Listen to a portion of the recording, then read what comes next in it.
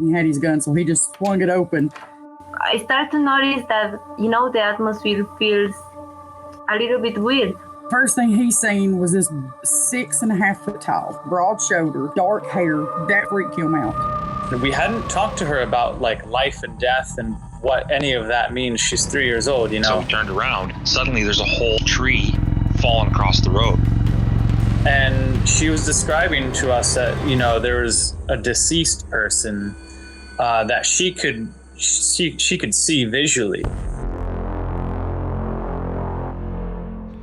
You're listening to Cryptid Clues, where we tackle the ever-expanding history and mystery of monsters and supernatural madness every Monday. You can find us at CryptidClues.ca for more information, or even check out exclusive content and support us at patreon.com/CryptidClues.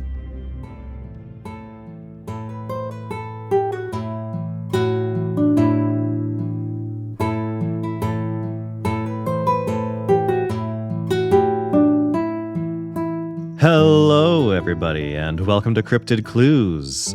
I'm your host, as usual, Reuben, except not always so usual because sometimes I'm not here, most of the time. But we're also joined by the one who's here all the time, Taylor.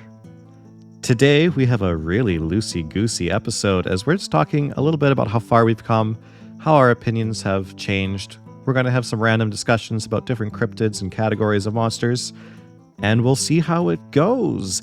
Taylor, how do you feel about creeping up on almost 150 episodes? Oh my goodness. I can't believe it. The consistency is key here, and we've been able to stick to it and keep content coming out every single week for...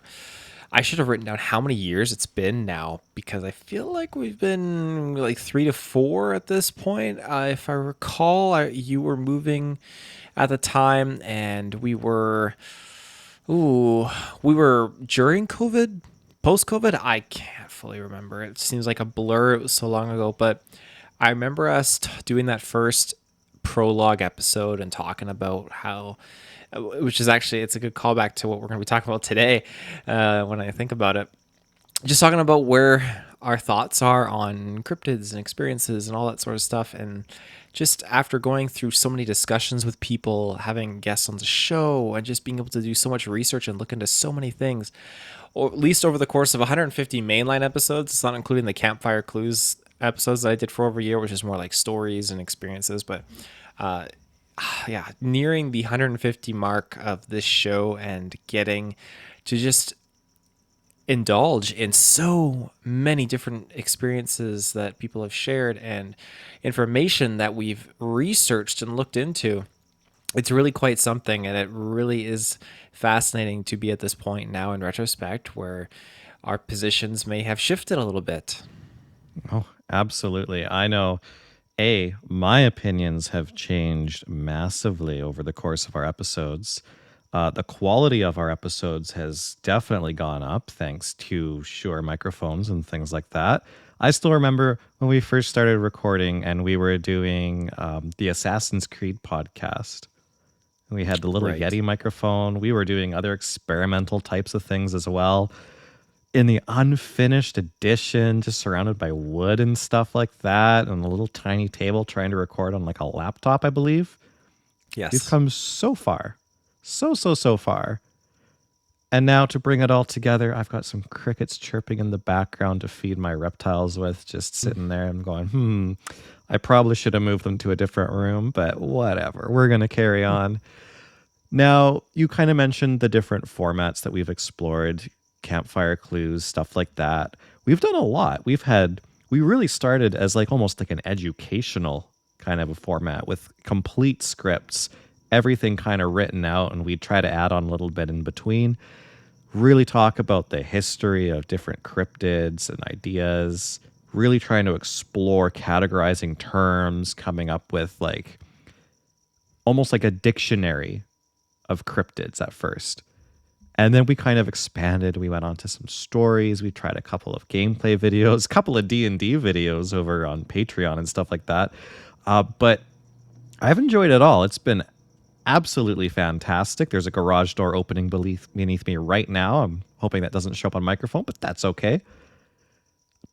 Taylor, what format do you think you've really seen grow and enjoyed the most? Those can be two different things there. Oh my goodness. Format wise, I'd say the way that we've tackled our topics, just a regular, like, hey, pick a cryptid. We talk about the cryptid and we talk about the location and the setting and whatnot. I feel like we've really been able to really grow and expand upon those types of episodes. The other ones too that I want to highlight are the encounters episodes where we have a guest on the show, and you are great at interviewing people. I feel like I'm being interviewed right now, but it's just it's nice to have people on the show, and when you're engaging and talking with them and hitting it off and just really listening to their experience or their story. And so I think that we've really grown to be a little bit better at that, because it can be a little scary at first. You know, you talk to someone online and they have an amazing experience and they agree, like, yeah, I'll come on the show and share it. It's like, okay, cool. You're like I don't want to say like bowing down, but like, oh my gosh, like this guest has like an incredible experience, and you're nervous. You're the host. You want to keep the conversation going and flowing, and so it's something that I feel like after a few times doing it, then it's a little bit more refined, and okay, I got my go-to questions and I know how to steer the conversation a little bit to keep things flowing, and it just feels more natural. I like being able to just do an episode and not make a single edit. And when I say edit, I mean cutting out pauses or cutting out other little like things that are in there. And it's nice to be at a point now where doing this show, there's really no edits that need to be done. It's one cohesive conversation. And I think that that's a lot more engaging for people to listen to. It definitely increases the engagement and eases some of the stress for you or for me when we have to edit it. You do 99% of the editing at this point. I have barely been involved. But I forgot to mention the interview episodes, I guess because we haven't really done a whole lot of them, but those are super fantastic. I've really enjoyed those. You said that I'm a good interviewer and you enjoy being interviewed. How does that make you feel, I want to say, jokingly? However, I think it just comes from a perspective of, hey, you're right. This person is the star of the show. Bow down, let them take the reins, and all we're really here to do is when they stop talking to grab an interesting point, something fantastic that we want to hear in more detail, mention it back to them in the form of a question and let them bring it back up. Let them talk. That is like the funnest way to interact and interview people about cryptids and supernatural stories. Those are just amazing interactions. Another thing that I'd like to touch on is my own growth in this show. From when we started, man, I was just coming up with notes and things like that with you for the first little bit. And then I dropped off and I just started, for lack of a better word, just bullcrapping my way through, being like, okay, I have like 5 notes. I don't have 6 pages anymore. It was not cohesive. I felt awful for a long time because I'd look back on an episode and go, man, I make 0 sense. I'm like a lasso. I'm spinning around in the air in circles, but I'm not being thrown and landing anywhere on a target. It was just awful. But then, you know what? I didn't really go back to the notes. We kind of just dropped most of our notes. And I think that is where we really flourish, is when we just come up with some cliff notes or talking points and just flow that conversation around very solid key entries. Yeah, no, I would agree with that for sure. You get more naturally generated conversation, and not to throw shade upon having, scripts or information, because there's a lot of information out there. And when I pick certain topics or I'm doing certain solo episodes, I will definitely defer to having my own script just to kind of help keep things cohesive and moving along. But yeah, when it's you and me and we're talking, having just that central topic of discussion and then just being able to revolve the conversation around that, it's just more cohesive. It's nice. And I like having the engaging conversations with you. It's just so much nicer.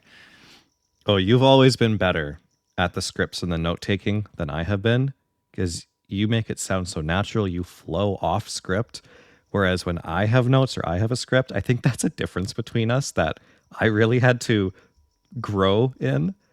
Is when I have a script or notes, I just read it. I read Yeah. the paragraph, and it's so unnatural for me. You can make it natural. That's something that I lack. Oh man, if it's something that I've had to do for a solo episode, perfect. But as soon as there's other human interaction, nope, that goes out the window for me. How do you feel, Taylor, that you have grown personally through the show? Well, I feel like my mind has been a lot more receptive to people's stories and to the amount of information that is out there on these creatures. And every piece of topic of discussion we've had on the show, I feel proud of myself that I can confidently put myself in a certain position and can look from an unbiased point of view at these different things. And when people maybe have questions, I can give my own honest answers. But what makes me content is that I know, okay, I'm not going to be pushing or enforcing my ideas. And it's very easy when you have a platform like a podcast, or you have a platform out in person and you're talking with people in these communities. It's, in my humble opinion, very easy to be imposing on your beliefs and your stance on different things and how you see things. And I think that's where a lot of people in these communities and these groups run into problems and run into walls with each other, is because they have individuals out there. And I don't mean any flack. Everyone is totally entitled to their own belief, but it could be a little heavy when certain folks out there are just pushing their MO hard, and other people are just like, well, I think that they're like this. And it's like, no, they're like this. That's always been my goal for the show, is to create just an unbiased platform, something that you can come to the show, listen to it, and form your own opinion. And so that's where I feel like I've grown, because I've really grown into more of an embodiment of that. At least that's how I kind of see myself. I don't know if that's necessarily how the listeners see it, but hopefully that's the case. No, absolutely, that's the case. You have created a platform and a way for me to grow as well, where you're right.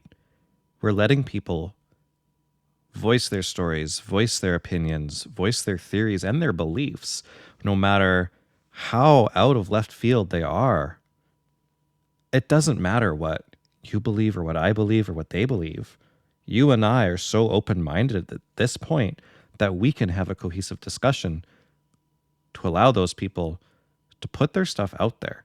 And that's the important thing with a discussion is, yeah, I believe in an objective truth. I believe that evidence is super important. I also believe in the supernatural. I have faith in God. But being able to have a discussion, let people talk, let them voice their complete thought is step one to really involving another human being and growing closer with them, so that you can share your own opinion when needed or when required. Even if they don't want to believe something, you can agree to disagree. But this show is more about, hey, let's see what there is when it comes to these specific topics. Let's talk about them 100%, no matter how unbelievable they could seem, because we don't know what's real. Said. Moving on from here, we've kind of talked about our different formats, the campfire clues, our regular mainline episodes, interviews, stories, the D&D campaign. That's like, I don't know if we'll ever go back to that, but it's a good idea to maybe retry something in someday.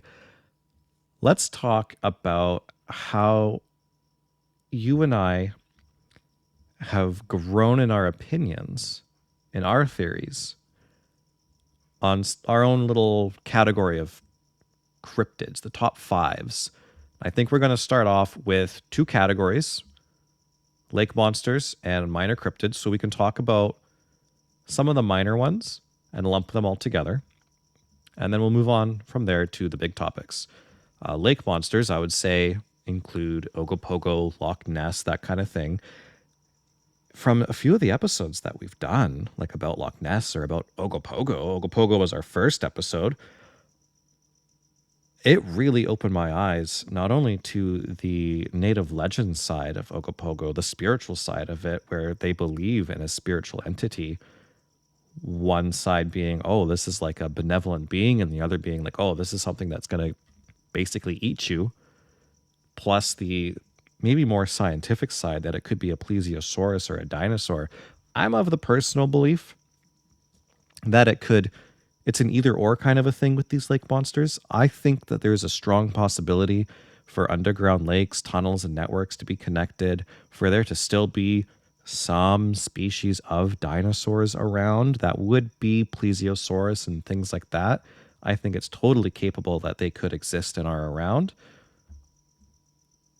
I think it could be spiritual, maybe not so much as I would believe aliens or Bigfoot to be. I think it would be somewhat surprising if that side was true, but I wouldn't dismiss the possibility. How about you? I am still shocked about this, because when I think about these lake monsters and I think about the plethora of different ones that have popped up, because it's really quite a rabbit hole. When you look at how many lakes there are and how many bodies of water are around even North America alone, and you start to see, wow, majority of these lakes all have lake monster reports associated with them, that it's quite something. These small towns have their own touristy cryptids. So for us, it's Ogopogo. Ogopogo is a pretty well-known, prominent one. Yeah, you have Loch Ness Monster across the pond way over there. But yeah, it's just at one point in time, I probably was this individual that thought, they are real. Whatever this thing is, I couldn't tell you if it was more a religious, spiritual, or a scientific explanation, but I was just at one point in my life pretty solid on the fact that, yes, these things are real and they exist right now in this body of water. Where I'm at now in my life, and after doing a lot of this kind of research and exploration, I feel like there was a time when these things were real, but I don't think they're real anymore.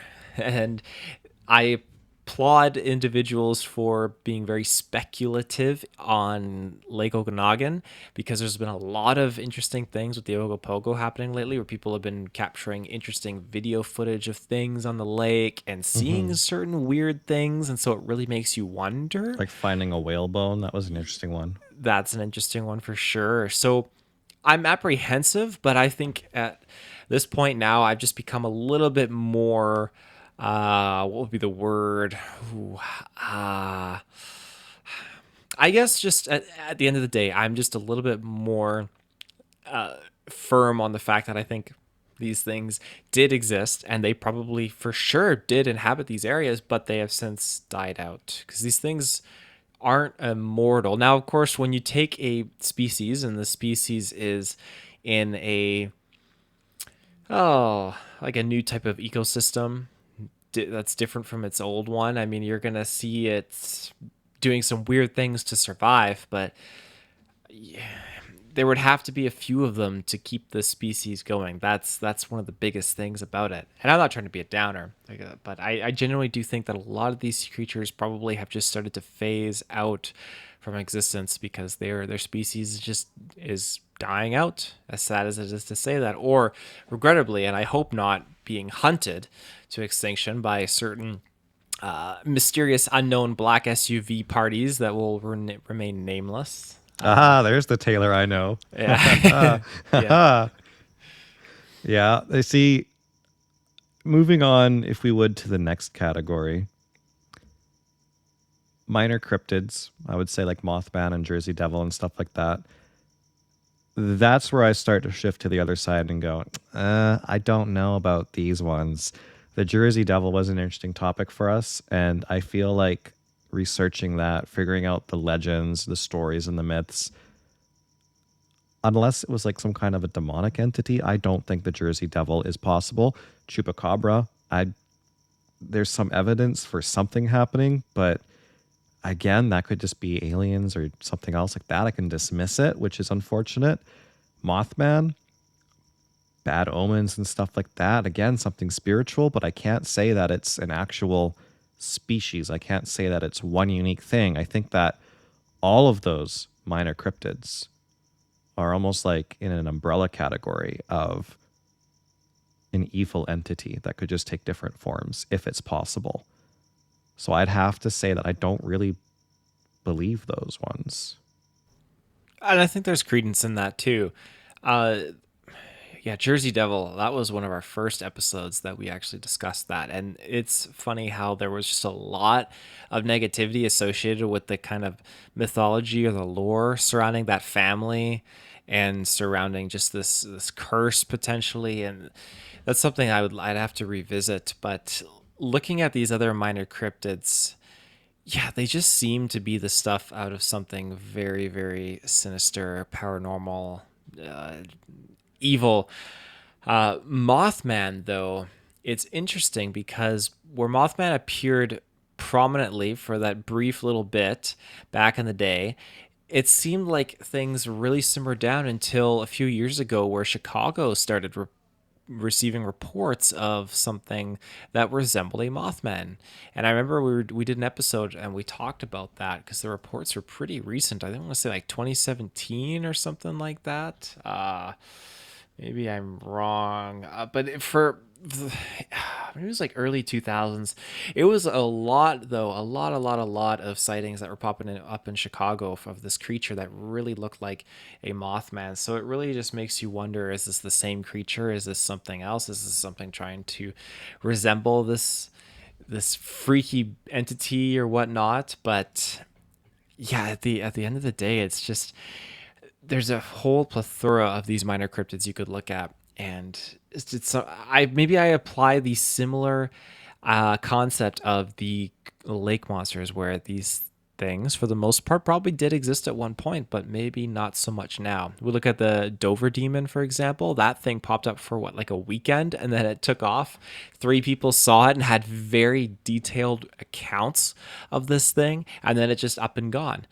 But that's something that when you look at the description of this thing and its mannerisms, that maybe this was more along the lines of extraterrestrial, but then that line can be fudged a little bit more so depending on where you stand with religion, of course, too. And that could circle back to what you were talking about, how the evil entities and spirits, right? And it opens the door for a lot of wild topics too. Like we've even talked about having enough people believe in a rumor or a myth or something that they start manifesting it, and that their belief is so powerful.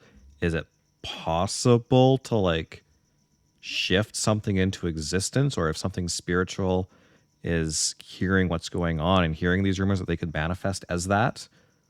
It's a weird topic. And again, these minor cryptids, I'll call them, I feel very dismissive of them just because there's so little evidence for them. But eyewitness testimonies are everything. And there's a lot of interesting reports. So there'll always be minor cryptids to explore. Agreed. Did I come through clear there? You cut out for a moment for me. Oh, no. Yeah, you came in through perfectly. I dropped an agreed. Okay. I'll listen to the episode later and I'm all jarbled and all that stuff. And you'll be like, oh, no, Reuben, it's fine. You're just rambling. You came through just fine. Was there anything else, like any other minor cryptids you wanted to highlight? We can move on to the next one. What's the next one you want to throw into the mix? Right back at me. Let's talk about Bigfoot. Right in the middle of the episode. Let's bring up the big guy.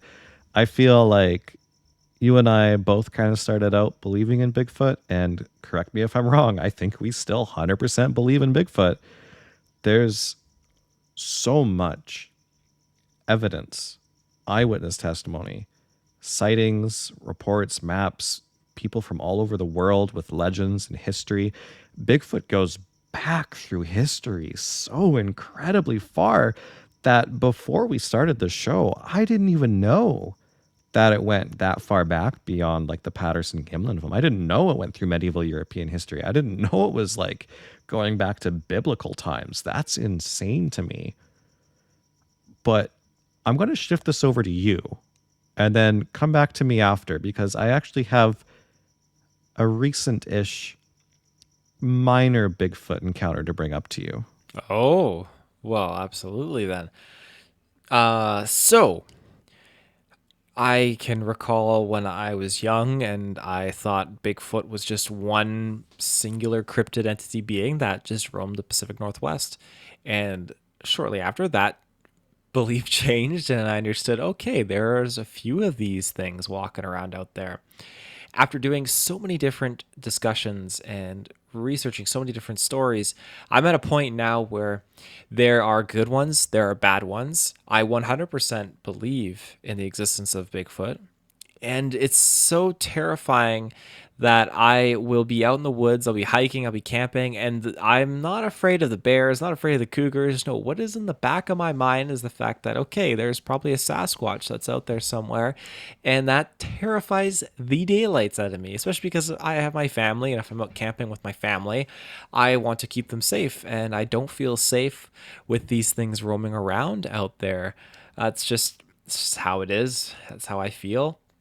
But the fact that not my belief, but my position on these things has really changed drastically, because we've been able to have the privilege of interviewing Ron Moorhead on the show, and there is a whole load of fantastic information that he shared with us. And the idea behind Bigfoot being so much more than a physical entity is really something that can be not received amongst everyone in that community. But if you just look at all the information and just try to be unbiased and neutral, you can see where a lot of mysterious things are maybe explained. Or, I mean, you don't have to necessarily believe it just because Bigfoot is turning invisible and people are like, oh, it's like the Predator.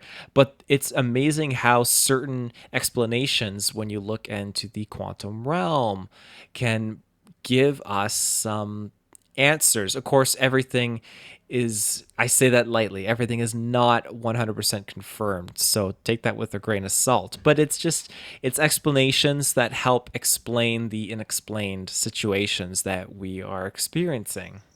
I would actually add on to that, and I would say we're at a point probably where it's kind of like Schrodinger's Bigfoot. You know, Schrodinger's cat in the box, both alive and dead. Until you open the box, you won't find out, so both are simultaneously true. There's like 6 or 7 different theories on Bigfoot. There's a lot of it that completely goes down the rabbit hole. But depending on what conspiracies or theories you subscribe to, there's a whole bunch of them that make sense, and any one of them could be true. I can't dismiss Bigfoot being flesh and blood, Bigfoot being a spiritual entity, Bigfoot being a quantum being. I can't dismiss any of it. Bigfoot being an alien. I can't dismiss that. There's just so much in each category. I don't know what the truth is, but I know they're out there. I know there's a Sasquatch species all over the planet that so many tribes have recorded, so many histories and legends have brought up.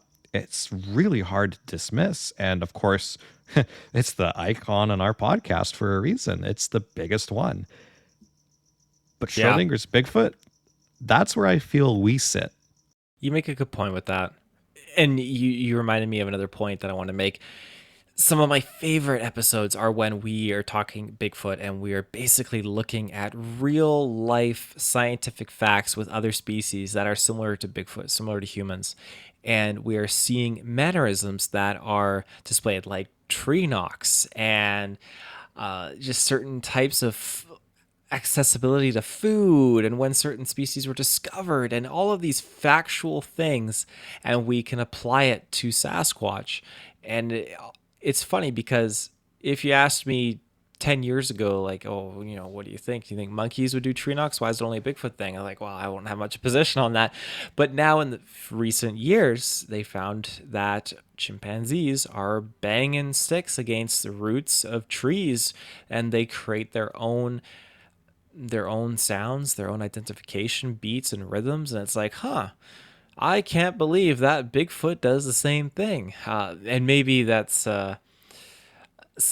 whichever one learned it first, I don't know. It's just whenever humans decided to actually observe it, right? And that's where we've gone from there. But those are my favorite episodes where we can take the real factual scientific facts and apply them to the unknown and the cryptid realm and just kind of formulate our own thoughts from that. That's definitely something I really enjoy doing with you. Oh, I really enjoy doing that with you too. Those are some of my favorites, I have to agree. So recently, Bigfoot encounter time, I went camping. I can't say it's a Bigfoot, but it is definitely creepy. I went camping with a buddy of mine from work, and his position on Bigfoot, I can't speak for him. I don't believe he's really all that into it. I would like to think that because of the events that occurred, he's probably a little closer to, there could be something out there. And again, I won't speak for him, so I'm going to leave him out of this. But we were out camping up by Blue Nose Mountain. We drove down one of those big dirt roads, got to a little campground around a lake so we could do some fishing in the morning. Nice thunderstorm when we arrived. There was lightning like basically hitting the lake. It was super terrifying. We just sat in my Subaru for a bit, just waiting for the thunder and lightning to go away so we could get out and set up a tent while it was like kind of dry. But man, it was raining hard for a bit. Anyways, of course, sleeping, I'm like talking about, how creepy it would be if Bigfoot showed up. We're joking around about it, all that kind of stuff. So we slept the night and then woke up, did a little bit of fishing and stuff, ate some breakfast, and then we're like, okay, you know what? We're bored. Let's go for a hike. So we started walking around, and we ended up hiking from one lake to another, and they're quite a distance away. It's still walkable. It's not like a workout kind of a hike, but kind of halfway there, way up in the mountains. And as we're hiking up there, we're going around the trail. The nearest building is like a little shack for like government regulation for the pipes and like the overflow and stuff, but there's nobody up there, at least not that we're aware of. There are some tracks from quads and stuff like that that don't look super fresh, but you can tell that people have walked here and stuff like that. And then all of a sudden, smack dab in the middle of the trail is a bear footprint. And I'm like, oh, could that be a bear? And we're talking about it. And of course, the Bigfoot joke comes up, right?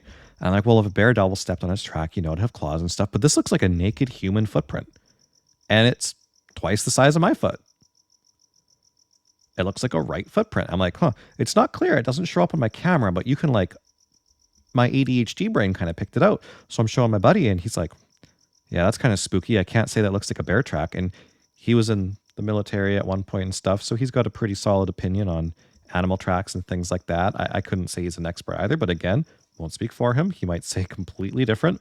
Now, I was like, it'd be super weird if another one of these footprints was farther away.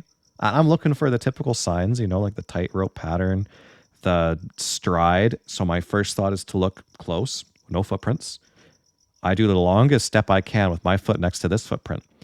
I can't make it, but I stretch my legs out, and another foot from my stride is a left footprint. And I'm doing the splits to try and reach this. I can't. There's a left footprint, and then it goes down into the hill where it's just grass, no more footprints. So I'm like, that's spooky. So we go sit by the lake. It's really calm. And I'm like, hey, it'd be funny? Now that we saw those footprints, what if I did a Bigfoot call? Embarrassing. So I just went for it.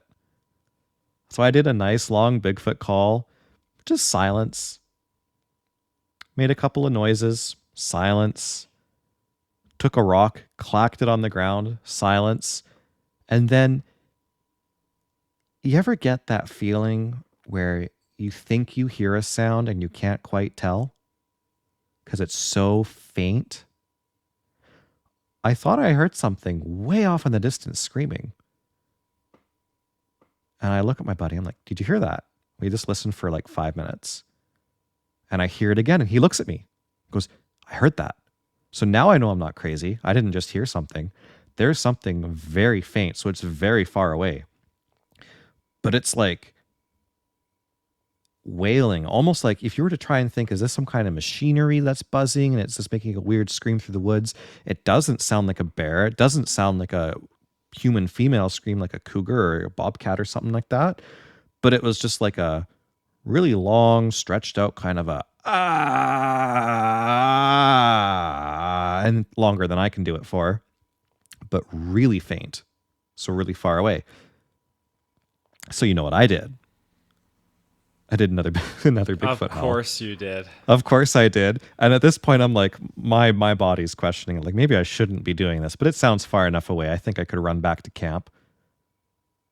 Silence. And then it became a consistent sound. We sat there for probably 20 minutes, and every 2 minutes you would hear this thing in the woods. Same scream, slightly different each time, about the same length of time. It would scream for 20 seconds-ish. Maybe that's pushing it. I would say maybe somewhere between 10 to 20 seconds it would scream that long. And then it would just stop. There weren't any weird smells. There wasn't super quiet. There were bugs buzzing around and stuff like that. But you could hear something out there. So it sounded like it was far enough away. We kept walking.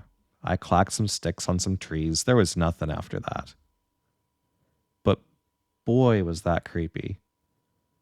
So we ended up tiring ourselves out. We did everything we could possibly do. We fished a lot. We ended up not staying the night. And of course, my thought was, after disturbing something out in the woods, maybe not the best idea, but I just kind of want to sleep in a comfy bed. So it wasn't super uncomfortable. But yeah, no, that was a thing that happened. I can't say it was Sasquatch. I can't say what it was at all, but it didn't sound like an animal. It was strange. It would have been interesting to see if you left your tent up, leave, and drive back the next day and just look at your campsite and see if it's like this, if it's untouched, if it's been observed, maybe look around for more prints. I just think that'd be a freaky experiment to conduct, knowing that if you actually stayed there that night, that something definitely was there. That would be very unnerving to think about. It would be. Now, my thought on that, it didn't look like we were the only ones up there. During one of our hikes, we found some paper plates hanging on trees, and it said there was something called the Mad Jam, certain times, certain days, just down the bend, honk your horn, somebody will come up and take down the big yellow hazard tape between the trees to let you down to a campsite. That was further away yet. Not entirely in the direction of the sound. Maybe like a slightly closer to it. I can't say that it could have been people making that sound. I feel like if I was them, I probably would have left if I was any closer to that noise. But I think there were other people up there, so there's a possibility that you could dismiss this. But Taylor, I think if we go squatching again, we got to go up there, man. Yeah, sign me up. Absolutely. It sounds like it could be more fruitful than our first location that we checked out. Yeah, and this was just 2 weeks back, so if we time this again to maybe next year or something, maybe there's a certain time of year we could get some activity. Yeah, well, when you look at it in retrospect, you guys were out there and during a storm, thunder, rain, lightning, and if there is one of these things roaming around out there, it's going to think, hey, it's the best time to go out because who, human-wise, is going to be out walking around in this? Like, no one. So this is great. Cover of darkness. I'm going to move around and do what I need to do. Now, I am curious, did you photograph the footprints? No, I did not. Again, they were so faint, and it was really rocky ground. Like, you couldn't leave a footprint if you tried. Whatever made a mark there, it just looks like a blend of textured rock on camera. But you see that little disturbance, and you trace it with your fingers, and you go, wow, look, this makes a footprint. The fact that I was able to catch that, again, if I didn't have my buddy with me, I would have thought I was crazy. Because he was able to look at that and go, no, that looks like a barefoot human print. And then 6 feet away, there's a left footprint. The fact that we even saw those was so incredibly lucky if that's what it was. But at the end of the day, it could have been anything.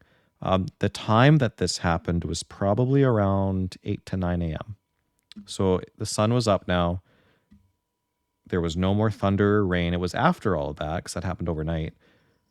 But it was that fresh kind of a morning. Well, thank you for sharing that. Oh my goodness, that is crazy. Dude, I've been sitting on that until we decided to record an episode. That was just a little story. But moving on, do you have anything else you'd like to discuss about Bigfoot before we move on to the next one? I mean, in closing, do I ever think I will have an experience? I don't necessarily think so. I think that if you do have one, it's because you are meant to have that experience and you are meant to be seeing this entity, this creature, this thing, and it's not something that you should necessarily be afraid of, even though I am beforehand, just because I've read people's stories. I've talked to people about these things, and it's not always positive, and that's usually why I am afraid prior to my ever having an experience with one of these things. But yeah, I'll leave it at that, because the moment should it happen that I actually experience one of these things, because my family is very much in love with the outdoors, and so I am outdoors quite a bit. If something should happen, Cryptid Clues will be the first place I report it to. Fair.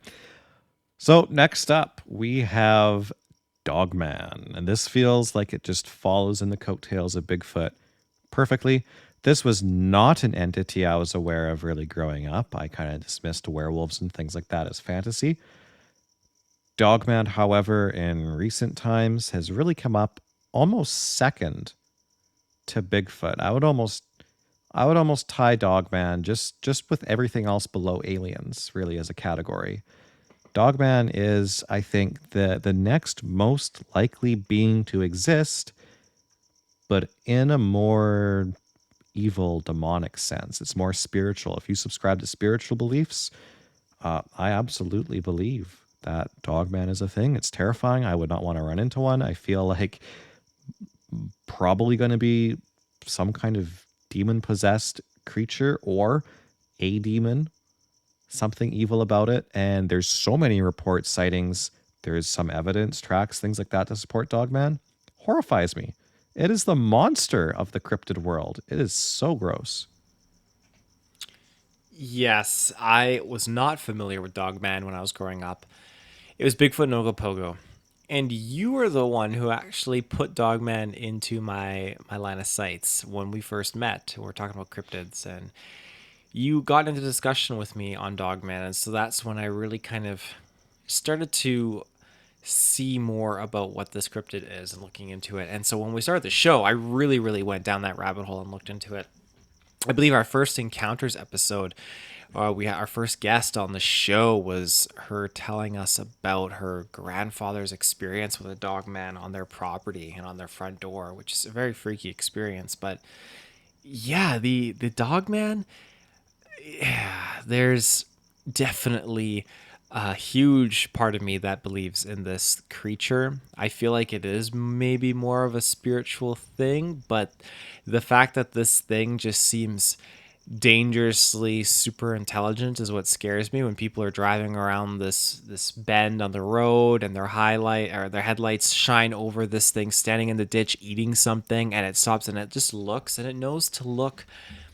Even though it's dark and the headlights are blasting at it, you can't see who's driving a car, but this thing, in many more cases than just one, knows to look and lock eyes with where the driver is inside that vehicle. These things always just seem to be popping up around cars and people's reports where people, they'll get out of the car and they'll walk around, and all of a sudden this thing's just standing at the back of their car watching them, or people that are being stalked by these things. And it's absolutely terrifying, and this thing scares me more than a Bigfoot does because of, I think, its sinister intent that is fixated with this creature, and the smiling thing that people see this thing do too, where dogs are panting and it looks like they're kind of smiling. Well, you're talking about a bipedal humanoid dog that's doing that, and that is scary. Especially if you go to like the red eyes and stuff that the people report. Ugh. The red eyes are very, very unnerving. And that, again, ties into Sasquatch as well. I've had people talk about, werewolves this, werewolves that. I'm like, well, it's not, from my perspective, it's not changing into human form or anything along those lines. But it's definitely on par with a werewolf as far as I'm concerned, with just how intense these things are and scary. And I've become much more of a believer, although finding more information on Dogman lately has proven very difficult, and I have been trying, but it's not easy. And it makes me wonder that maybe these things are, black SUVs coming back. Maybe they've been getting hunted, and maybe they've been getting kind of like put down. Now, there are experiences that people have reported seeing Dogman and Bigfoot, not necessarily talking to each other, but at least interacting in the same situations with each other. And I think that's absolutely crazy. But it makes sense if we're looking from a creature standpoint.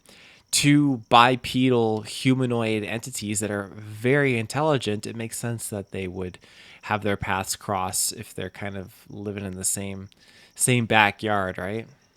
Yeah, absolutely. And I think I sent you a link a while back. I think it was on the Dogman subreddit or something like that. But it was some terrified lady out in a field, and she ends up recording this creepy looking Dogman looking entity just standing off in the bush.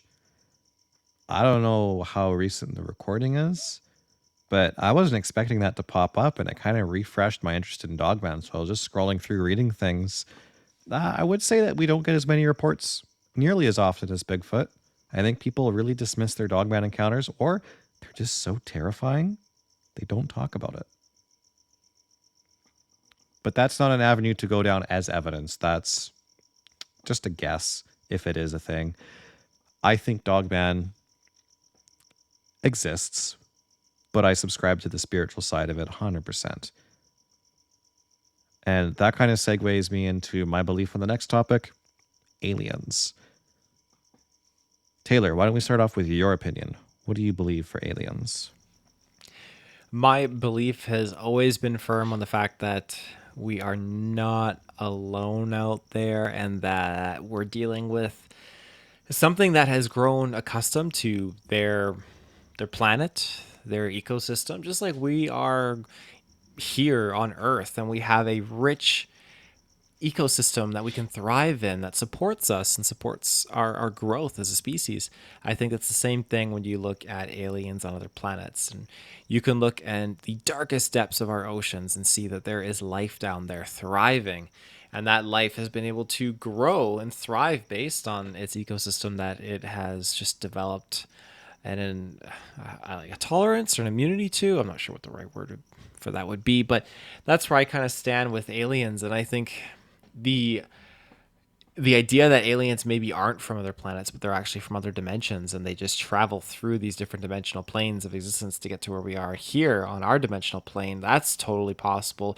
The rabbit hole for aliens is so deep, and it is quite something. As a little kid, and just reading like all the silver spaceship was in the sky, that yada yada yada, that's one minor thing. When you get to be a little bit older and you start looking into people's experiences, and it's not just the ships, it's that people are being abducted, and you have actual sightings of creatures and aliens, and it's just a deep rabbit hole, and it blows my mind how more and more prominent UFOs, UAPs, aliens are becoming in today's society. It got to the point where I was thinking, man, are they like priming for something? Because this is freaky with how consistent it is.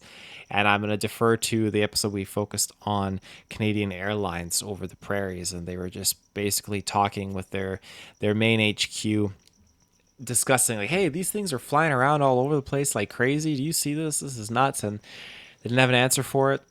We also have the congressional meeting and discussion that they were talking about UAPs and a little bit of extraterrestrial discussion in there as well. It's just becoming a much more open topic, and a scarier one at that. Yeah, I think that is the scary side, is it's talked about so openly now, and with the conferences and stuff like that, I think if aliens were to be announced, you'd have some people reacting harshly to it, probably a lot more for like seniors and stuff like that. But our generation, the younger generation, I don't even think we'd flinch. Now, I also think we're opening a can of worms too, because like the alien topic, for what I believe, man, it's again, we're going back to Schrodinger here. I want to say it's the Schrodinger alien. There could be so many different types. I subscribe to the fact that probably aliens are what we once called angels. They are other beings created by God to serve his purpose. That we would call them angels. That's probably what we recorded in the Bible as well. They are also demons, because that's what angels are. So that you'll have all different types manifesting or appearing in whatever form they really desire. Greys, mantis, reptilian, whatever. However, at the same time, if that ever came out as objective truth and it appeared right in front of our faces that you had demonic, angelic entities that we called aliens, at the same time, there could be an actual alien out there from outer space that decides to land on Earth and to contact humans. And I wouldn't know how to react. I'd be like, is this also an entity of some kind? But it could just be something else that was created and flourished on a planet elsewhere. Totally possible. There's, again, an open mind can of worms for the alien topic. There's not one thing I can subscribe to, but I do believe in the sense that I wouldn't say aliens don't exist. I wouldn't dismiss it at all whatsoever. There's way too much evidence. Yeah, I agree. There's so much evidence, and the idea of them being something more on the spiritual or religious kind of pedestal is something that I've been able to look at and understand a little bit more now that you've been introducing like just different religious concepts on how it can tie into the cryptid world. And it's just been a fascinating thing to listen to. And so when you tie that into aliens, it's funny how a lot of things begin to make sense. Right? I think that's been a big part of my journey is, I would say years ago, I wasn't as close to my faith as I am now.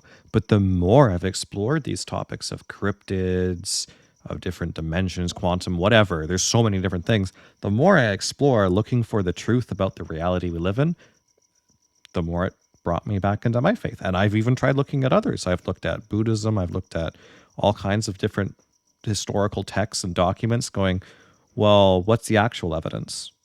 What's the historical evidence? And again, I end up coming back to and subscribing to God, to Jesus, and going, hey, I also subscribe to Bigfoot and aliens. Do those things fit, or do I not believe in them anymore? And I look at it and I go, no, I absolutely believe they fit. It makes sense. Yeah. And they have their place in religion, and that's something that we've covered in many episodes. It's quite fascinating when you look at it. And aliens like Bigfoot, they've been around for centuries through reports, different representations throughout history as well. So it's quite astounding. It really, really is. Absolutely.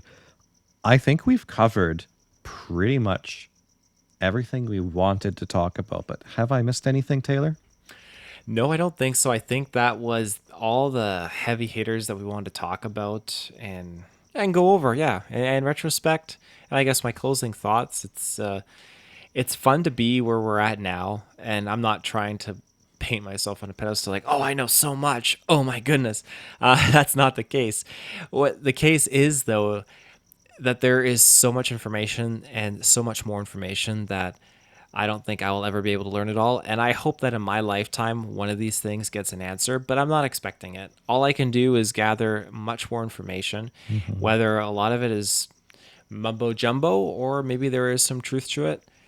I'll do my best to screen and kind of look into it, but just to keep working at creating this show as kind of that collective archive that has information that individuals out there, when they do experience something and they do see something, well, they can tune into the show and they can make the comparisons and they can look at the information and maybe they can make their own deduction, because there's a lot of mumbo jumbo out there and it makes it really hard to get the proper truth or formulate something. But if you can see an experience or read about something or hear something on the show that is basically not like absolutely identical to what you're going through, but if it is laying out similarities or different things that maybe can relate to what you're going through, then that's a win, because maybe it'll have an answer. Maybe it'll help you out,